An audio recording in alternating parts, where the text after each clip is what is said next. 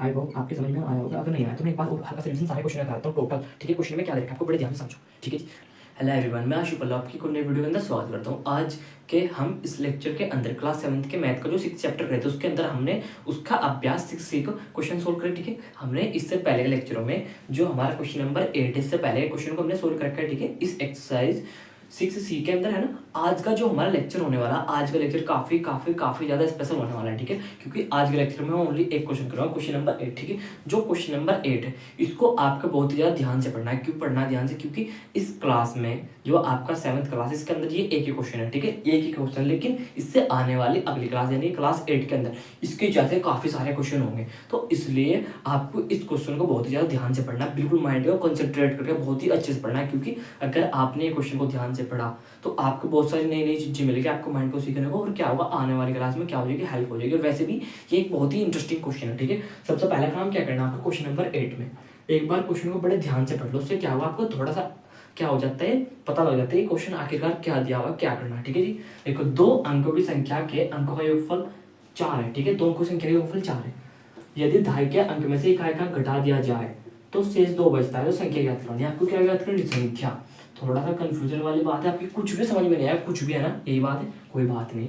देखो इसमें क्या बोला, यदि धाई का अंक इकाई के अंक से घटा दिया जाए, सबसे पहले बार जहाँ इकाई और धाई की बात हो जाए तो आपको क्या करना है ना कि आपको इकाई मान लो, धाई मान लो, क्योंकि हमको कुछ भी नहीं पता। तो सबसे पहले का हमने क्वेश्चन नंबर 8 लिखा, हमने यहाँ पे लिखा माना धाई का अंक हमने लेट कर लिया x और इकाई का अंक को हमने मान लिया y, ठीक है जी। यहाँ तक कोई दिक्कत नहीं, हमने मान लिया कि जो हमारा धाई का अंक है वो हमने x मान लिया, जो हमारे इकाई का अंक है वो हमने y मान लिया। ये मैंने इसलिए पहले कि आपका टाइम बच जाए, ठीक है। अब आगे बढ़ते हैं।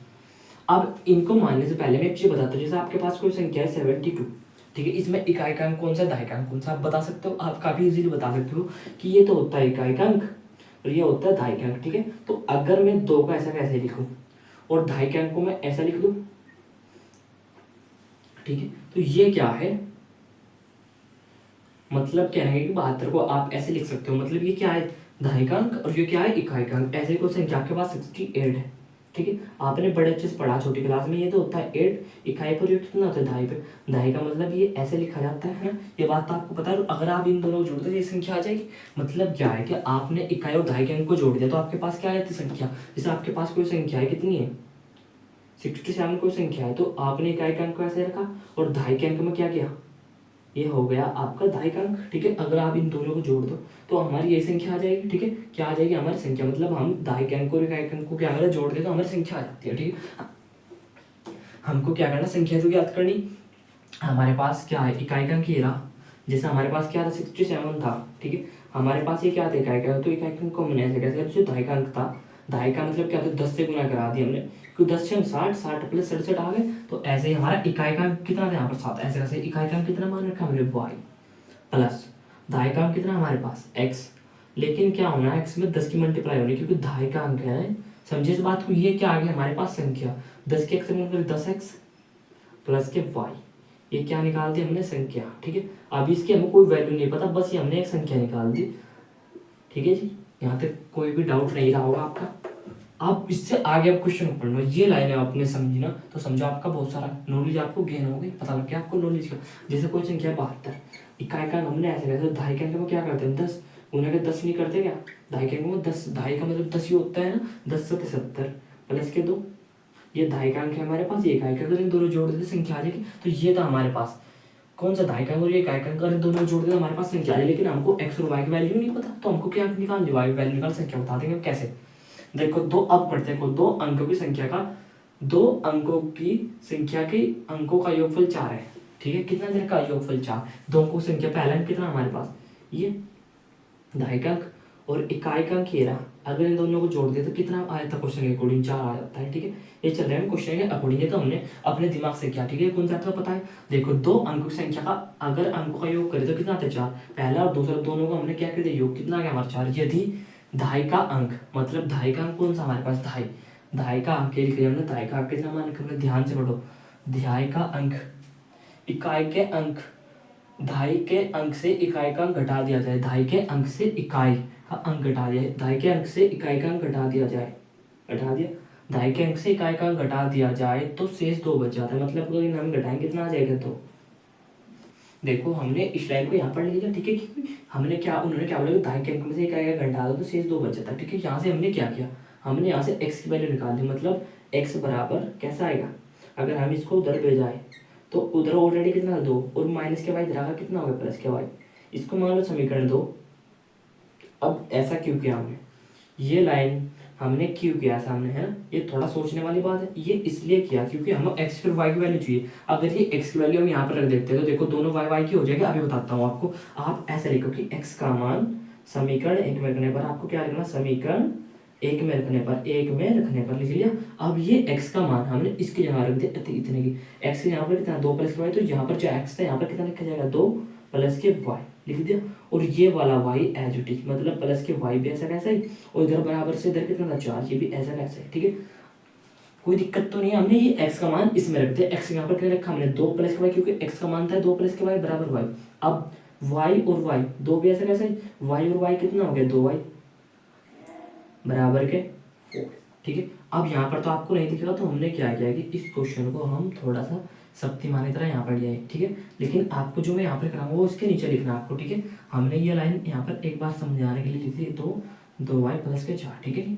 अब आपको वाई की वैल्यू निकालनी थी, जिसकी वैल्यू उस अकेला करो, 2 इधर आ जाएगा, इधर कितना रह गया हमारा 2 वाई, इधर ऑलरेडी कितना था 4 प्लस के 2 था, इधर आकर कैसे हो गया माइनस के 2, ठीक है। 2 वाई को आप 2 गुना का वाई लिख सकते हो, क्योंकि बीच में क्या गुना होता है, 4 में 2 जाकर 2, गुना वाली चीज़ें कहाँ पर आ जाती है बटे में, तो 2 बटे के 2, 2 एक का, तो आपने क्या किया यहाँ से y की वैल्यू निकाल दी 1।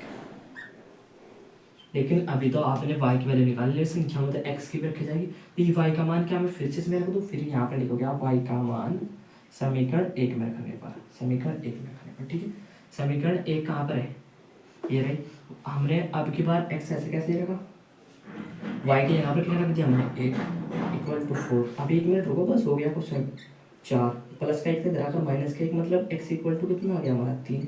अब हमने x की और y की वैल्यू निकाल ली, ये उठाकर इसमें रख दो समीकरण, बस खत्म। संख्या क्या थी हमारे पास 10 x प्लस के y, x के यहाँ पर क्या रखा जाएगा 1 गुना में, तो 1 प्लस y के यहाँ पर कितना रखा जाएगा 1, सॉरी x के यहाँ पर कितना रखा जाएगा 3, इनके बीच में गुना साइन गुना, और y के यहाँ पर कितना रखा जाएगा 10 दिया 30 और 1 कितना हो गया 31। ये आ गई वो संख्या, बस ये आ गया आपका आंसर। इतना इजी क्वेश्चन था।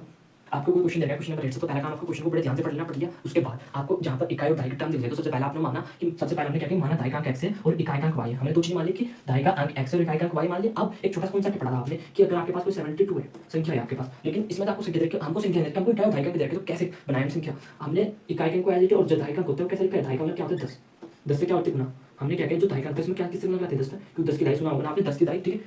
तो ये वाले टर्म इसके बराबर है, मतलब ये क्या आ गया हमारी, ये भी क्या है संख्या, क्योंकि 10 से 70 प्लस के 2 हमारा क्या 72 ही नहीं है, तो ये भी क्या है एक संख्या ही तो है, ठीक है। तो ये क्या है संख्या, तो इस वजह से हमने क्या किया, अपने इकाई के अंक ऐसे जो दहाई का अंक उसमें 10 की गुना करा दी, 10 की गुना कराने में 10 x प्लस में ये आ गई हमारी संख्या, ये होगी पद संख्या। लेकिन संख्या हमारी किसमें x और y, हमको तो नंबर बतानी संख्या की, तो यहाँ पर x और y के बाद कुछ भी हो सकता है, ठीक है। अब आते हैं क्वेश्चन पे, क्वेश्चन में दोनों संख्या का योगफल आपको 4 दे रखा है, मतलब पहला हमने कितना माना था x और दूसरा कितना माना था y। अगर इन दोनों का योगफल हम कितना दे रखा हमने 4, हमने अगर इन दोनों का योग किया तो कितना दे रखा हमने 4, ठीक है। इसको हमने बना लिया फर्स्ट। अब आगे बढ़ते हैं, यदि दहाई के अंक से इकाई का घटा दिया, दहाई के अंक से इकाई का घटा दिया, दहाई कहाँ पर हमारी है, हमने क्या किया दहाई के अंक से इकाई का घटा दिया, दहाई के अंक से इकाई का घटाया तो कितना बचता है 2 बच जाता है। तो यहाँ से हमने क्या किया कि x की वैल्यू निकाली, मतलब x इक्वल टू इसको हम लोग धर लेंगे, तो ये कैसे हो गया x की वैल्यू कैसे टर्म में आ गई y, और ये भी इक्वेशन और इस वाली इक्वेशन से हमने x का मान इसमें रख दिया, क्यों रखा, क्योंकि हमको अगर एक वैल्यू बता x की y की तो दूसरी ऑटोमेटिक निकाल लेंगे, तो वो पता करने के लिए हमने इसको उठाकर x यहाँ पर रखा 2y plus y, already y यहाँ पर था 4 भी यहाँ पर था, 2 1y और 1y की 2y। अब आपको इस क्वेश्चन से यहाँ से बड़े अच्छे से मालूम है क्या, आपको जिसकी वैल्यू निकाली y की तो उसका कितना अगर 2 को धर लेते तो y वाली टर्म के लिए हो जाएगी, तो 4 में से 2 जाकर 2, ये वाली चीज गुना मिलेगी, गुना वाली चीज बटे माते y की वैल्यू क्या भाई, ये इक्वेशन हमने एक इसमें चिपका ली, वैल्यू y की वैल्यू हमने यहाँ पर कितना दिया 1, x प्लस के बराबर 4, x की वैल्यू कितनी आ गई 4 माइनस के 1 3, और ये वैल्यू फिर हमने इसमें रख दी क्योंकि हमारी x की वैल्यू आ गई, फिर हमारी y की तो है थी x की है रही, दोनों उठा के हमने संख्या रख दी क्योंकि हमको ये तो चाहिए x और y की वैल्यू, x की उतर दी y की रखती थी यहाँ पर, x क्या आता है मतलब जिनके x अच्छा एक चर इनके बीच में क्या गुना पॉइंट होता है, गुना होती गुना लगा 10 33 31, बस ये क्वेश्चन था। आई होप आपकी समझ में आया होगा, काफी हाई लेवल क्वेश्चन है, कोई छोटा क्वेश्चन नहीं। अगर आपने क्वेश्चन समझा ना तो आप बहुत ही जीनियस बंदे हो, ठीक है। अगर आपकी समझ में नहीं आया तो कोशिश करो आप एक बार देखो 2 बार देखो, बट इस क्वेश्चन को ट्राई जरूर करो प्लीज प्लीज प्लीज। मैं रिक्वेस्ट करूँ अगर आपने 6 क्लास में 7th क्लास में क्वेश्चन पढ़ाना तो 8th क्लास में काफी सारे क्वेश्चन का मजे में उड़ाते हो करते हो, ठीक है। आज वीडियो में thank you for watching my video.